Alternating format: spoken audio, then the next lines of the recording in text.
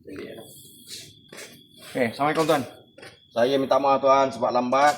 Jadi ada sebab saya lambat. Yang pertama kerja memang banyak gila. Lepas tu sebab van tuan ni banyak permintaan dia. Nak buat barang bawah, buat masuk power steering. Okey, semua tu dah siap dah. Sekarang kita fokus pada enjin. Lepas tu head yang saya beli hari tu, saya second hand sebab head tuan reput kan. Jadi saya ganti head second hand. Piston tuan ni 4 biji ni. Di antara 4 ni 2 memang bengkok 2 memang bengkok. Yang ni bengkok teruk, yang ni bengkok sikit. Tapi yang 2 lagi, salah satunya adalah piston cala teruk. Lampu-lampu. Piston cala teruk. Yang satu lagi, dia punya conrod ni terbakar. Jadi bila terbakar, ni makan. Okay. Okay, itu satu. Lepas tu, saya nak bercerita pasal timing chain. Timing chain ni masih standard. Yang dia punya puli bawah masih okey lah, tak tajam. Tapi yang puli atas ni dah tajam sangat. So saya nak tanya dengan tuan lah, nak tukar timing chain ke atau nak tukar tensioner saja. Tensioner dia memang out lah. Tensioner dia memang dah out ni tensioner dia. Tensioner dia memang dah keras.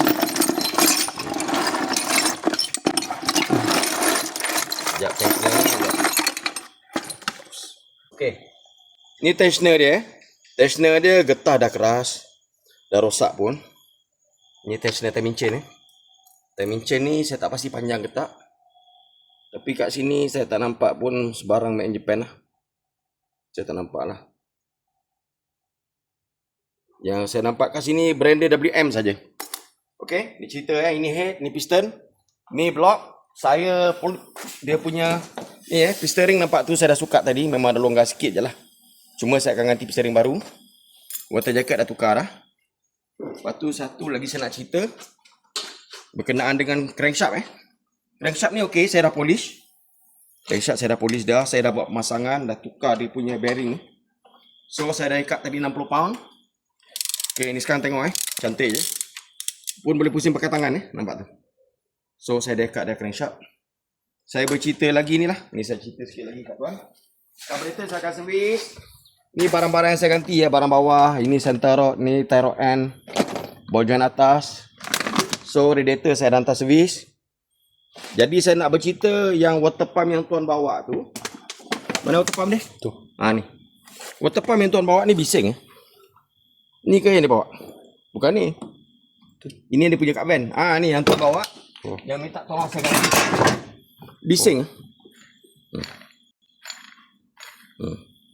Tapi kalau nak saya pasang boleh je. Cuma bagi saya lebih baik tukar baru lah. Terpulang pada tuan. Lepas tu saya tengok kat sini.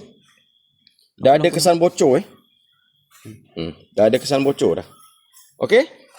Itu saja. Satu lagi saya nak beritahu berkenaan dengan IC pump ataupun pump petrol yang ni cak ayam Tak ada sebarang brand Nanti saya akan pasang balik dah semua. Okey, terima tu.